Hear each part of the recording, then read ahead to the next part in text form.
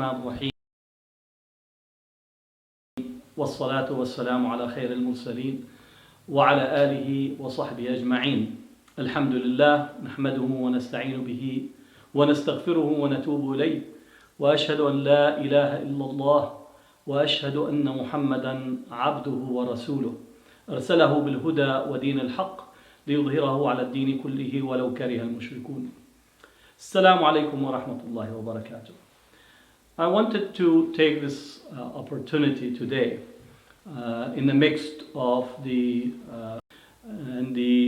massive threat that we have and the responses to it, including many in our communities, both here locally, across the country and across the world, responding to it by canceling the Friday prayers.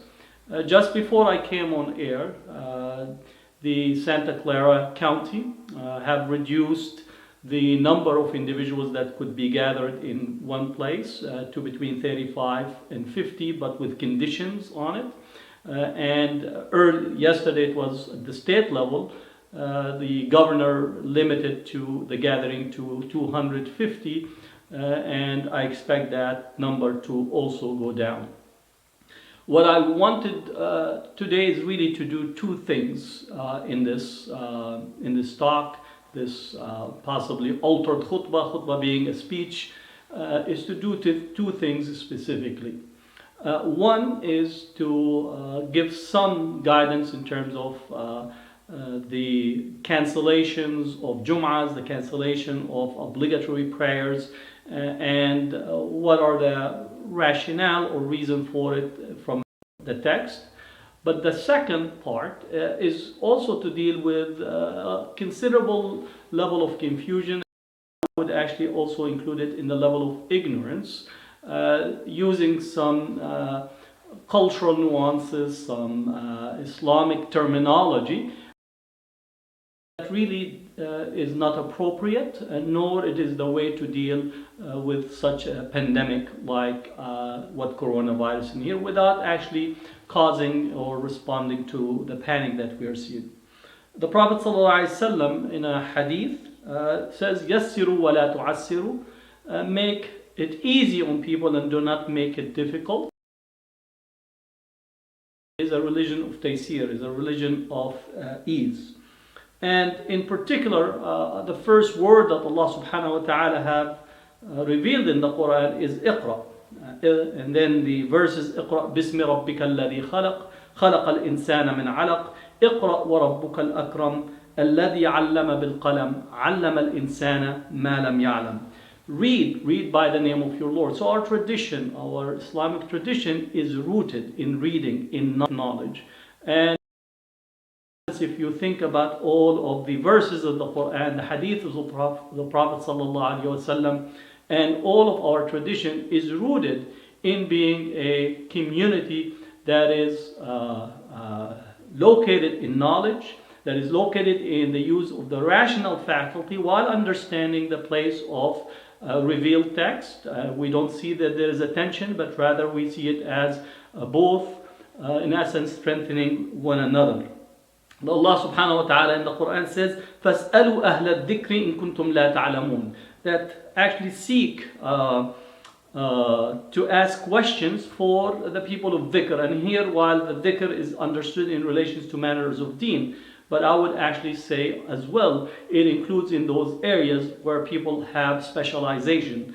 So in those areas where it is religious affairs, and in particular relations to fiqh, then we ask the people of fiqh. If it's a matters of medicine, matters of public safety, matters of management and so on, then we seek the opinion of those who are specialists on those fields. Let me say the following, that our ummah, our community in terms of our history, is the community that had people like Abu Bakr al-Razi, that had people like Al-Farabi, like Al-Khawarizmi, Ibn Sina and his work, monumental work in medicine, Al-Kindi, Ibn al-Nafis, Jabir bin Hayyan, bin al-Haytham. So these are mountains in relation to both knowledge, scientific knowledge, if you want to use the term scientific knowledge, if you want to speak about medicine and really being in the forefront of medicine, and in particular on the science method and the early development of the scientific method. So I'm very critical at this point that now we are a community that is responding almost with limited reference to knowledge. We are a community that is really not resorting to understanding and putting those priorities. So I say we are going toward those who give almost from the hip type of explanations that is not rooted in knowledge, really sound knowledge. We give also religious interpretations and commentaries that likewise completely depart from the scientific requirements and the basis of scientific requirement. In here, I'm not saying that science is above revealed knowledge, but each has its own place, and that's why the title of my talk for today was "A'qil wa tawakkal." It was not tawakkal thumma a'qil, which would be reversing the order. That Allah subhanahu wa ta'ala is in the form of the Prophet sallallahu alaihi wasallam commanding us to take with the asbab, because the asbab are those that Allah subhanahu wa ta'ala have placed as part of His creative power and part of His creation. So the asbab are part and parcel of the world that we experience. And then once you take with the asbab, based on musabbib al-asbab, you seek tawakkul, you seek dependence on Allah subhanahu wa ta'ala. So you actually see people say, well, قُلْ لَا يُصِيبُنَا إِلَّا مَا كَتَبَ اللَّهُ لَنَا, as a response, as if you're telling them that there is an actual virus and this is spreading by means of social contact. The response from individuals that sometimes you could put them in the category of educated, saying that verily nothing befalls us except what Allah have decreed on us, which is an accurate theological and accurate statement in relations to Allah, but we don't know, we are not in the knowledge of Allah subhanahu wa ta'ala, and Allah is telling us to take with the asbab. In essence, in here, it's really resorting to a very lazy way of trying to introduce qada and qadar in relations to the conversation. So I think very important for us to understand. Allah subhanahu wa ta'ala in the Quran says, وَلَا تَقِفْ مَا لَيْسَ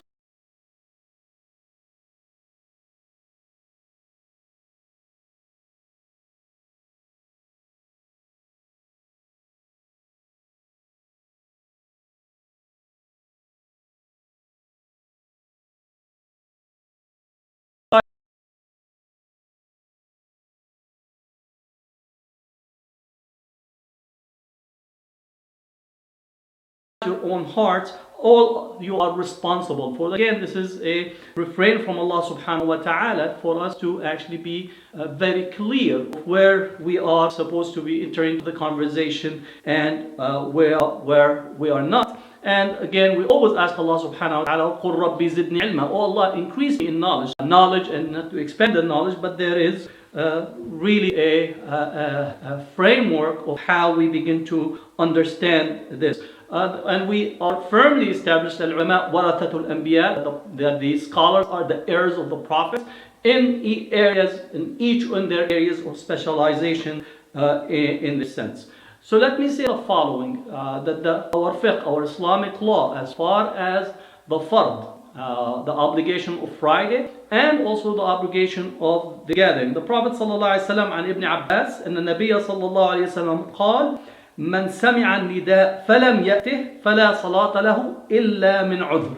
That Ibn Abbas narrated from the Prophet ﷺ, whoever heard the nida, meaning whoever heard the call to prayer, whoever heard the adhan and did not come to prayer, right, without a reason, له إلا من عذر. قالوا يا رسول الله ما العذر? O Prophet of Allah, what is the cause or what is the excuse? Meaning they're trying to find out إلا من عذر, that the Prophet ﷺ, the Prophet says خوف أو مرض. If he has fear or marad, then the person can actually restrain themselves from responding to the call to prayer. In here, commentators have actually engaged in looking and commenting on this, because again the obligation of the prayer is a paramount in relations to the believer, both the 5 daily prayers, but more so also in the Jum'ah prayer. العضو يتسع القول فيه. Ibn al-Bar said that من غير عذر, without an excuse, this you actually expand in understanding or in saying what in it. وجملته كل مانع حائل بينه وبين الجمعة. What it says جملته, meaning the conclusion or the summary of it, everything that prevents you, prevent the individual from attending or arriving to the Jum'ah. مما يتأذى به, from that which harms you, أو يخاف عدوانه, or that you are actually fearful from someone that would attack you, أو يبطل بذلك فرضا لا بد منه, or negate or invalidate a fard, an obligation that that you are actually required for it. And he listed from that a sultan al-ja'ir, that if you have an oppressive ruler that causes individuals to have fear of harm if they actually go out publicly, you could say civil wars and so on might be an occasion for this. وَالْمَطَرُ الْوَهْبِلُ الْمُتَّصِلُ.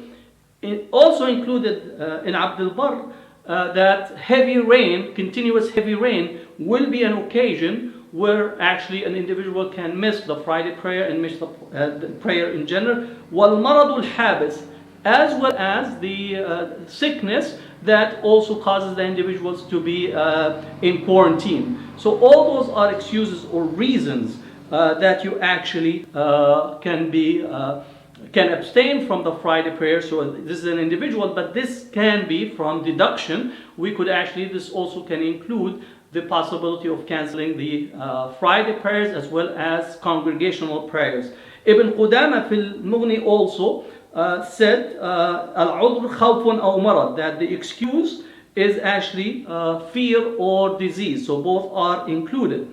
In another hadith of the Prophet ﷺ, he actually recommended for a person who have a herd of cattle that has some disease, not to bring it around the healthy disease. So in this case, we could see that even the Prophet ﷺ actually specified the case of a healthy animals being brought into contact with unhealthy animals by an individual who herding his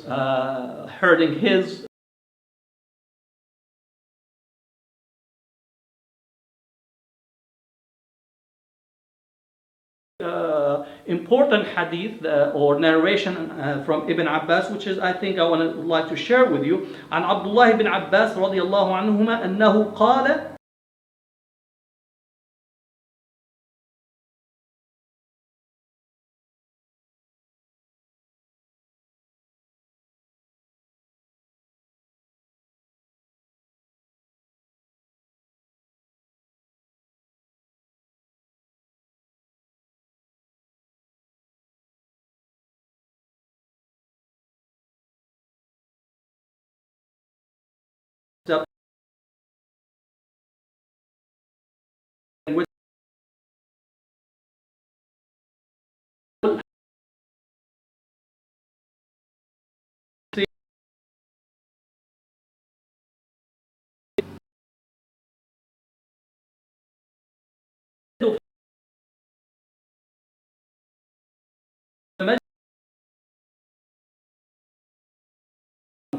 as if people have what you call objected to it. Say, oh, what are you saying? Like what we did is, oh, what do you say? The one that is better than me. And he means, Nabi sallallahu alayhi wasallam, meaning that he was referencing the Prophet sallallahu alayhi wasallam. And then he continued to say, وَإِنِّي كَرِهْتُ أَنْ أُحْرِجَكُمْ فَتَمْشُونَ فِي الطِّينِ وَالضَّحْضِ. And I am fearful, or karihtu meaning is distasteful for me, for you to walk in the middle of the mud and to cause for you to be in the mud and in the difficulty in coming to prayer. Ad-dahd meaning that you might slip and you might fall and therefore you cause a greater harm. So again in here, what we are actually looking at is in terms of harm and benefit and how to actually make sure that our tradition is actually understood as a tradition that looks for that which is easy, that which can be accommodating to individual. في المغني said ولا تجب على من في طريقه إليها مطر يبل الثياب أو وحل يشق المشي إليها فيه ولأنه عذر في الجماعة فكان عذر في الجمعة كالمرض وتسقط الجمعة بكل عذر يسقط الجماعة. So he says that Ibn Qudamah said that Jum'ah, لا تجب الجمعة, Jum'ah is not obligatory for a person who has heavy rain that causes his clothes to be wet. So again, just to see that the Jum'ah is not obligatory on the one that can actually walk to the Jum'ah while the presence of a heavy rain that actually makes his clothes wahlun or mud that makes it difficult for him to walk. And since that is an excuse for the obligation of jama'ah, likewise it is a reduction or removal of this obligation.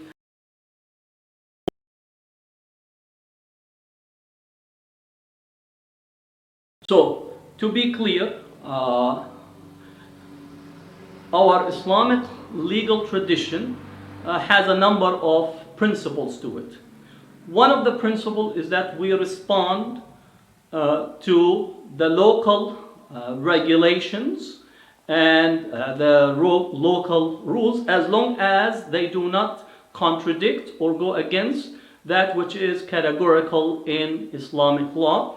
And therefore in here it's definitely categorical, qat'i, meaning the obligation of prayer is qat'i. So now we need to understand why in this case it is a priority. And in here we have the issue of saving lives versus fulfilling the obligation. And saving lives in this sense, himayatun nafs, and preventing of harm is actually one of the principles.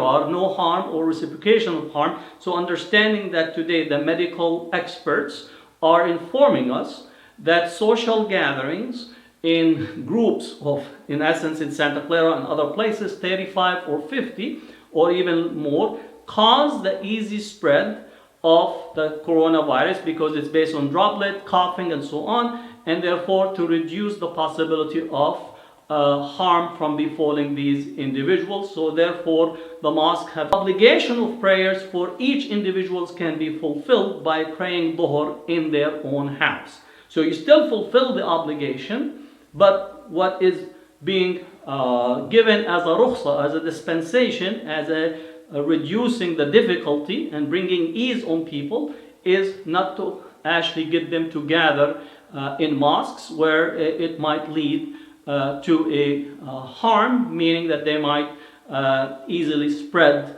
the disease. And preventing social gathering is one of the important ways for us to reduce this harm. Now, let me get some of the second part that I wanted to say, which is many individuals are really engaging in discussions and rationalization that should be actually put to an end and completely stopped. One is that people are saying that, oh, this is easy, meaning al-istishalu fi ma yahduth, meaning that this is easy, why you are bending out of shape, this is just another flu, we had the flu and this is nothing serious. Again, we could ask the medical establishment. I myself, I inform you, so you would not actually take my word for it.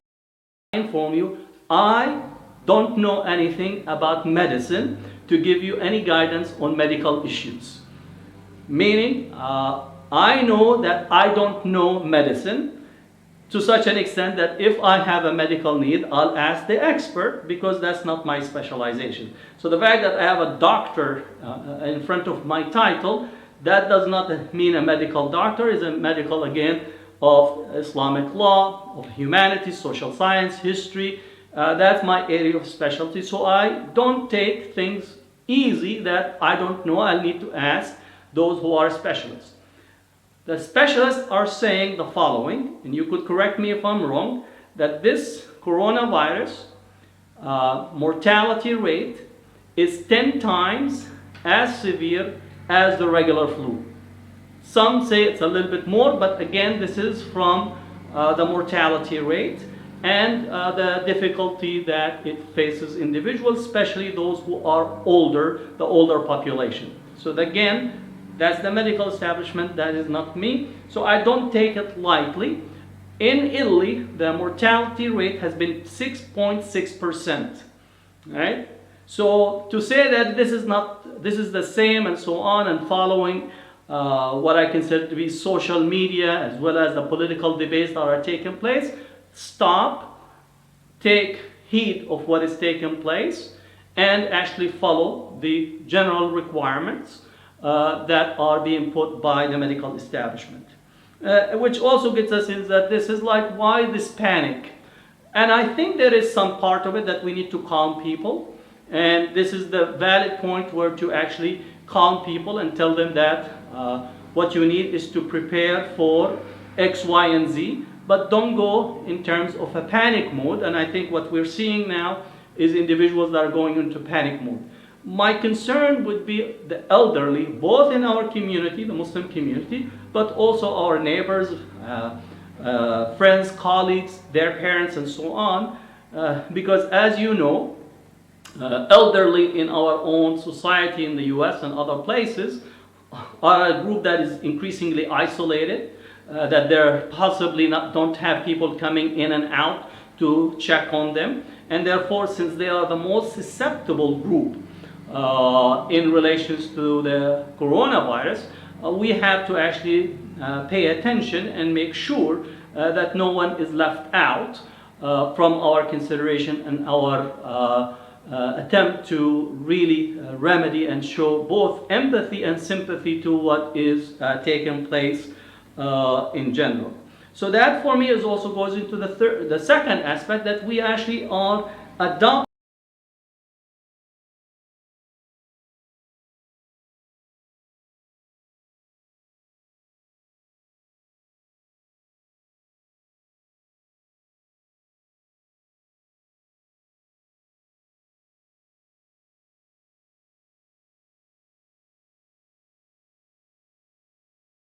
I think this is also goes into that science is part and parcel of the asbab, is part of the aql.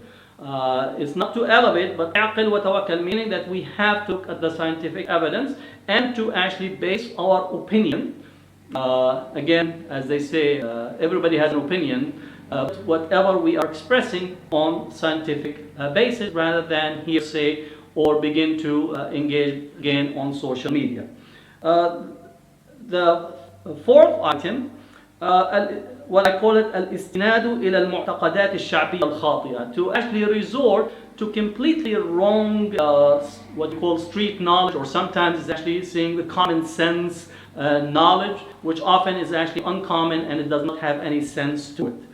So there are a large number of these individuals that right now are giving what you call, giving you therapy, individuals that are saying such and such if you mix it. And there are some, again, we have to distinguish between things that might boost your immune system, things that are healthy for you, versus actually a remedy and medicine or developing a vaccine for this virus. So we need to actually be very leery in these days of individuals that are peddling on us certain what you call cultural remedies that are being cooked up, and individuals clothed with some Islamic veneer. So let's be very clear, those elements that might be good and healthy and so on are not the same as things that are specifically to address this flu, this increasingly pandemic, and how to address it.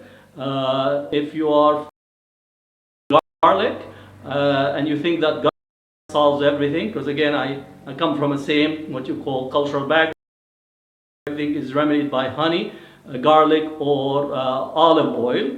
and therefore it'll be the remedy of everything. And I think people have to begin to what you call consider, if that's the case, we need to look at our long history of actually Muslim, that we celebrate them in history, but it comes to us as basically we're just peddling olive oil as the remedy for all, or honey, or the black seeds and so on. These are things that, while it's important, we need to put it in the right place and not actually continue to put it as the remedy or the solution for it.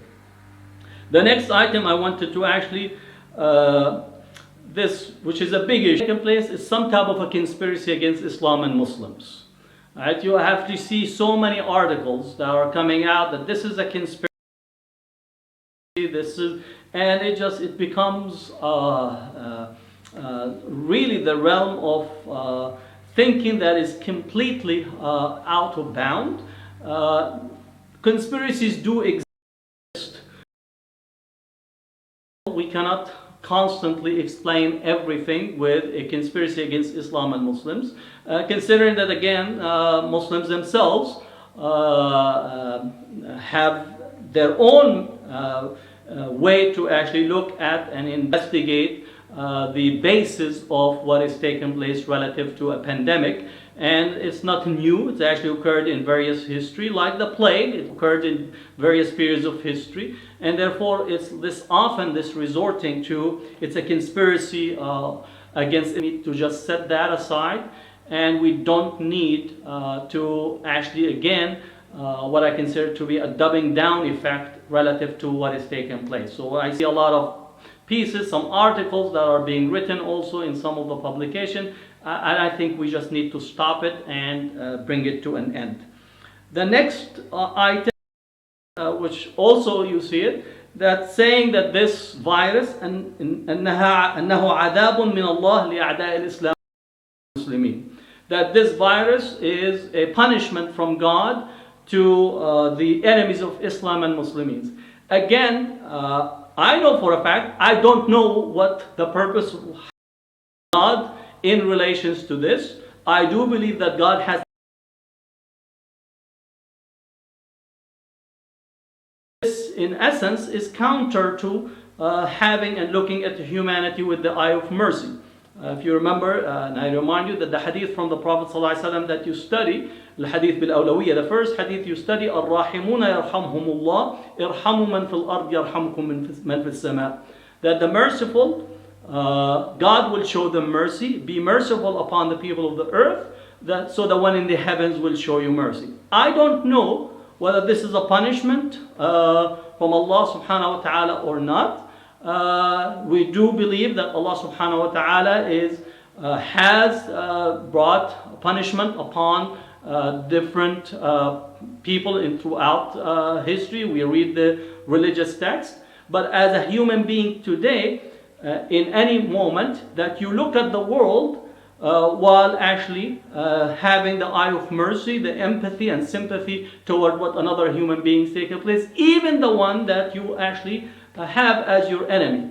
Because again, I know that revenge, trying to what you call have a way for you to see your enemy possibly facing some of the consequences might have, cool your perspective relative to the pain and suffering. But in general, these massive events should not be the periods where we have tafashi fil adu, meaning like we feel delighted or feel happy of what is occurring in relations to the enemy. And I know some individuals saying this is a punishment for the Chinese, it's a punishment for this and this place, it's a punishment for... And I think what we need is to actually trust in Allah subhanahu wa ta'ala and ask the well-being and good health for ourselves and for everyone else. And if Allah subhanahu wa ta'ala is punishing someone, that's in Allah's knowledge, not in our own knowledge. It seems that we have taken the perspective, which is an immediate response, to say that this is God's punishment on such and such. And I think what we need is to resort to a different way of looking at the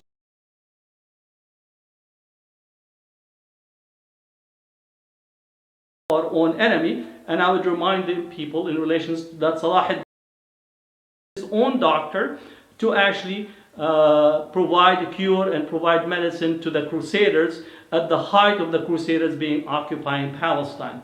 This is again looking with the eye of mercy rather than looking with the eye of constantly thinking that is a punishment on such and such. And if we are thinking, we to this. This does not mean that God does not bring punishment. He does bring punishment, but it's in His knowledge, not in ours.